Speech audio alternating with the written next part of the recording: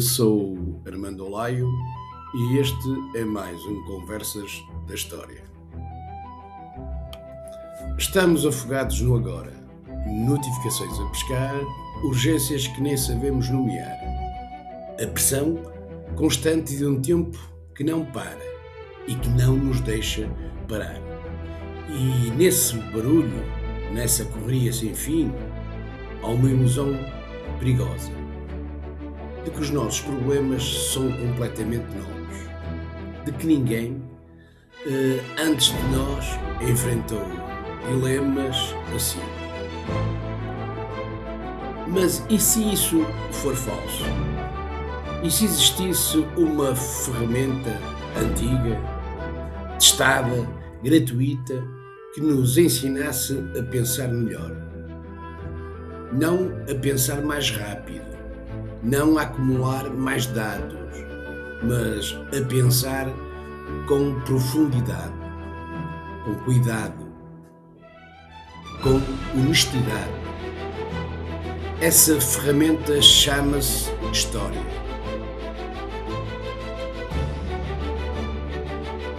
A história, convém dizer, isto logo, não é um arquivo de datas mortas, não é aquela lista interminável que decoramos para exames que já ninguém se lembra. É, na verdade, algo muito mais vivo do que isso.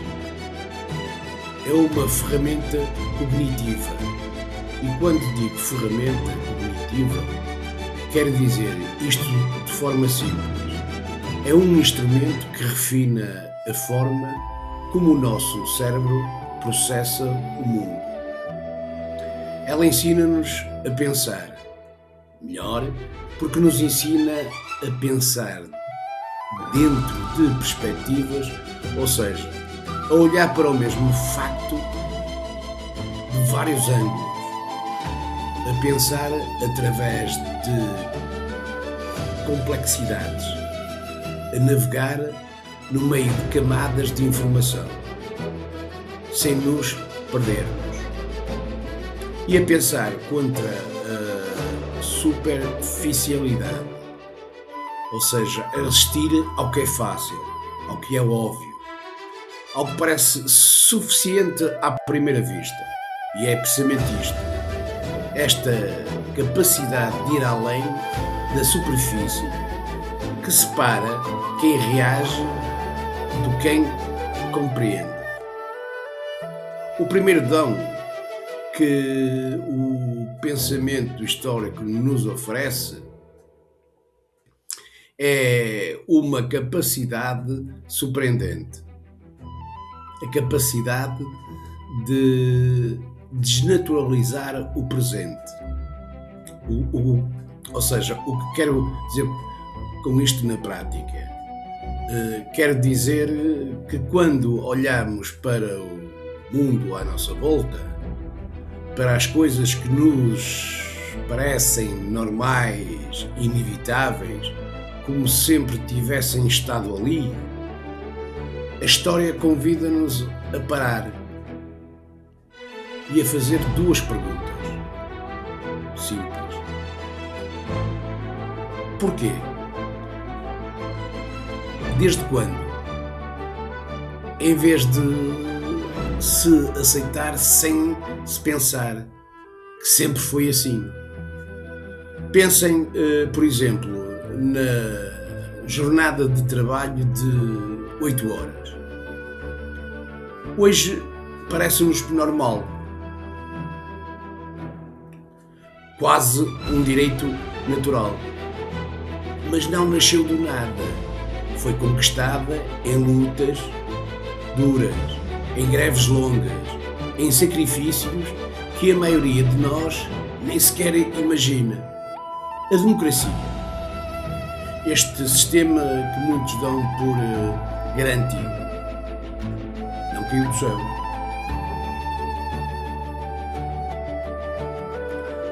Foi martelada palavra por palavra, direito por direito, ao longo séculos de conflitos, debates e revoluções. E há conceitos que hoje consideramos eternos e achamos que sempre existiram e que são, na verdade, construções recentes. A ideia de infância, de que as crianças são seres diferentes dos adultos, com necessidades próprias, é uma invenção relativamente moderna. A ideia de privacidade, o direito de termos uma vida interior protegida do olhar público, também é. Quando percebemos isto, quando sentimos isto, algo de fundamental acontece dentro de nós. Desenvolvemos um hábito, o hábito de não aceitar o mundo como ele nos é apresentado, sem questionar. E esta operação intelectual, esta arte de estranhar o que nos parece familiar, tem até um nome entre os historiadores. Chama-se estranhamento. É um processo simples, mas radical. Consiste em olhar para algo que nos parece completamente normal e perguntar: mas isto sempre foi assim? E quando a resposta é não, o que quase sempre é, não é? Algo se abre na nossa mente. A ilusão de que o mundo atual é inevitável, de que não podia ser de outra forma, desfaz-se. E no lugar dessa ilusão aparece uma possibilidade nova, a de que o mundo pode ser diferente, de que sempre pôde ser diferente e de que pode voltar a sê-lo. E com isto há um segundo dom. E este exige mais de nós. A história não tolera respostas simples para questões complexas, recusas. E é exatamente essa recusa que nos treina. Tomemos o exemplo clássico. A Revolução Francesa. Na escola, muitos de nós aprenderam uma versão arrumada, ou seja, havia os bons, os revolucionários, os defensores da liberdade e havia os maus, a realeza, os nobres, os opressores. Mas a verdade é muito mais completa do que isso, ou complexa do que isso. Quando olhamos de perto, quando a história nos obriga a olhar de perto, encontramos uma teia de interesses económicos em conflito, de ideias filosóficas que estavam a revolucionar a forma como as pessoas pensavam o mundo. O que se chama, de forma simples, o iluminismo, ou seja, um movimento intelectual que defendia a razão, a ciência e a liberdade individual como bases para organizar a sociedade. Encontramos crises agrícolas, fome, colheitas destruídas, preços a disparar, que empurraram as pessoas para a revolta. Encontramos falhas de comunicação institucional, decisões tomadas sem informação, ordens que não chegaram a tempo, líderes que não perceberam a gravidade do que estava a acontecer. Tudo isto ao mesmo tempo. Tudo isto a alimentar-se mutuamente. Forçar o cérebro a navegar nesta multiplicidade de causas simultâneas, sem cair na tentação de reduzir tudo a fulano foi mau ou cicrano foi bom. É um exercício rigoroso. É aquilo a que se chama de pensamento sistémico. E quando digo pensamento sistémico, quer dizer, de forma simples, a capacidade de ver como várias partes de um sistema se influenciam entre si, em vez de olhar para cada peça isoladamente, e aqui está o que torna isto mais do que um exercício académico, porque aos poucos esta prática transfere-se naturalmente para a nossa análise do presente.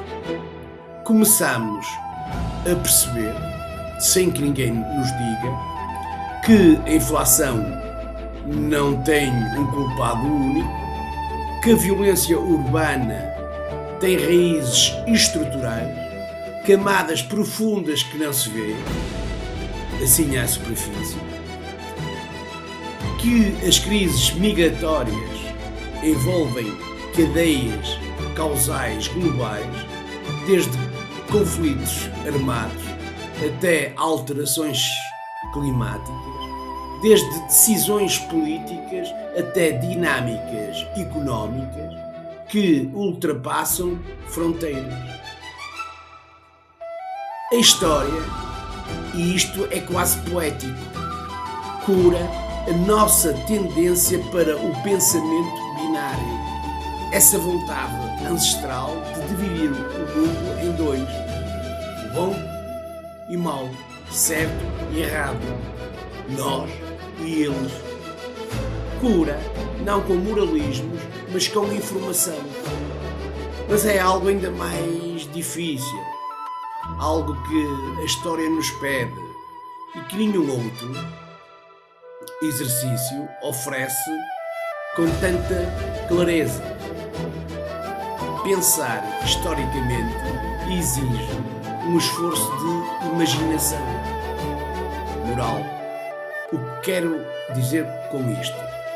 Quero dizer que temos de nos colocar deliberadamente, conscientemente, no lugar de alguém que viveu sob valores radicalmente diferentes dos nossos. Não para concordar com eles, como é óbvio, mas para não aceitar o que fizeram. Mas para compreender de dentro a lógica que os guiava. Imaginem um escriba do Antigo Egito. Um homem que passava os dias inteiros a copiar textos, em papiro, com tinta feita de fuligem, porque a escrita era um poder quase sagrado. Para ele, a sua visão do mundo era tão natural, tão evidente, quanto a nossa nos parece a nós. Agora, imaginem uma operária têxtil do século XIX. Uma mulher que trabalhava 14, 15 horas por dia, sem dia de descanso, numas fábricas que muitas vezes nem tinham janelas. Para ela, essa realidade era o horizonte inteiro. Quando olhamos para estas pessoas, quando tentamos compreender os seus mundos sem os julgar imediatamente pelo nosso padrão ético, desenvolvemos algo que os investigadores chamam de empatia cognitiva.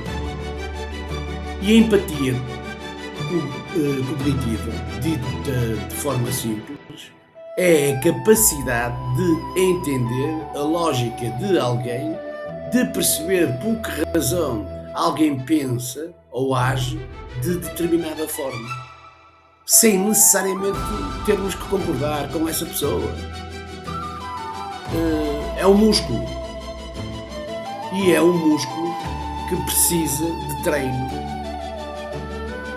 E é aqui que este exercício torna-se urgentemente atual. Vivemos em tempos de dogmatismo. Tempos em que tratamos discordâncias como maldades.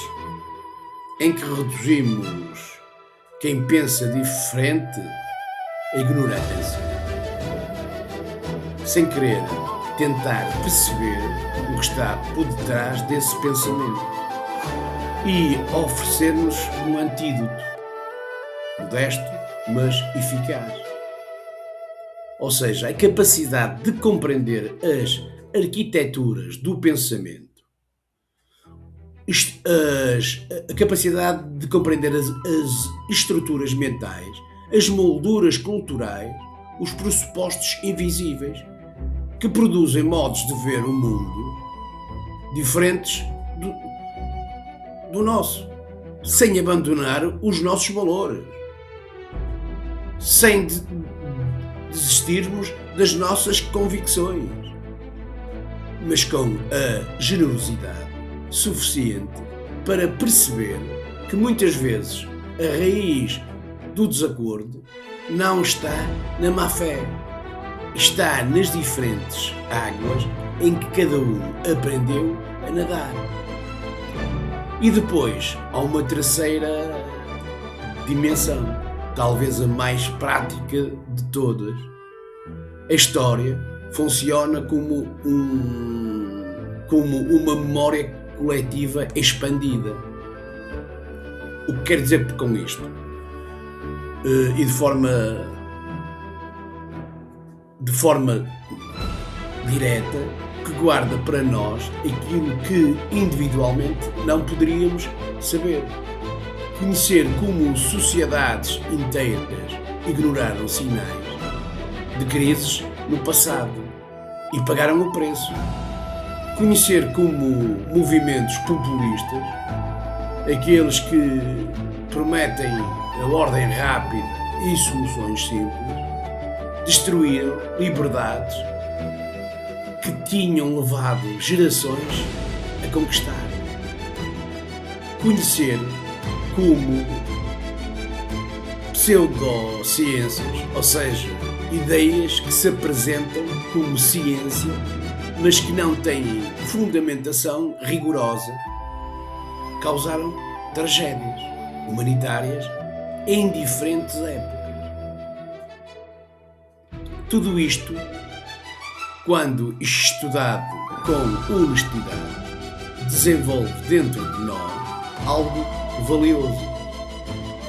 Padrões de reconhecimento, e quando digo padrões de reconhecimento, estou a falar de algo muito mais concreto.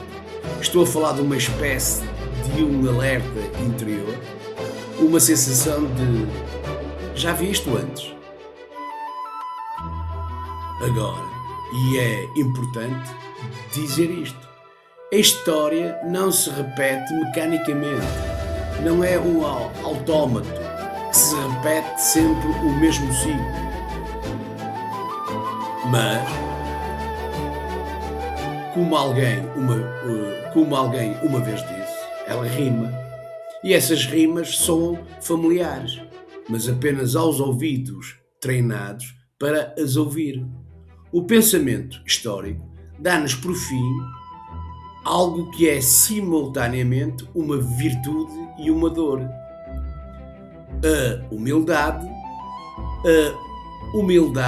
de reconhecer que a nossa geração não é a primeira a enfrentar dilemas éticos terríveis, que não somos os primeiros a achar que temos todas as respostas, que a arrogância do agora é que tudo começou é ela mesma um erro recorrente. E chegamos assim a uma pergunta que é, afinal, a pergunta central. O que significa verdadeiramente pensar melhor? Não significa pensar mais rápido, nem acumularem mais dados. Significa desenvolver algo que em inglês se chama judgment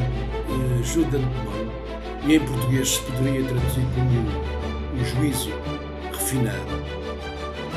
É aquele tipo de capacidade que se sabe distinguir com lucidez entre o urgente e o importante, entre o sintoma e a causa, entre o discurso e a realidade. Ao conectarmos com aqueles que vieram antes de nós, ao ouvirmos as suas histórias, os seus erros, as suas conquistas, não nos tornamos apenas mais sábios, tornamo-nos mais modestos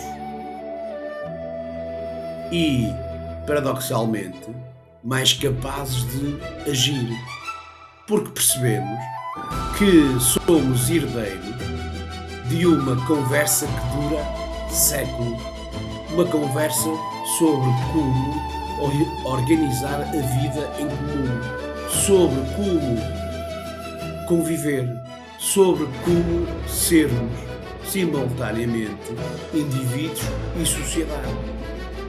E a nossa responsabilidade, a de cada geração, não é apenas entender o mundo, é transformá-lo. Mas, e aqui está a diferença que a história faz, transformá-lo agora com profundidade, com consciência, com a profundidade que o tempo nos ensinou a ter. A história, afinal, não é sobre o passado, é sobre o pensamento no presente, armado para o futuro. E dou assim por terminado mais um Conversas da História. Espero encontrar-vos no próximo programa.